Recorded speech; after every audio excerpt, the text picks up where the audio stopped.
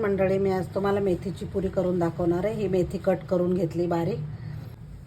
1 वाटी गव्हाचं पीठ घ्यायचं,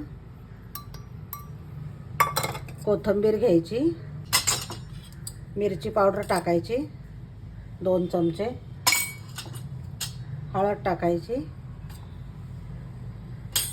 तीळ टाकायचे, धना पावडर टाकायची, जीरा पावडर टाकायची आणि ओवा टाकायचा हातावर क्रश करून टाकायचं। चवीप्रमाणे मीठ, थोडं थोडं पाणी टाकून मळून घ्यायचं मस्त पीठ। अजिबात तेलकट न होणारी पुरी ही।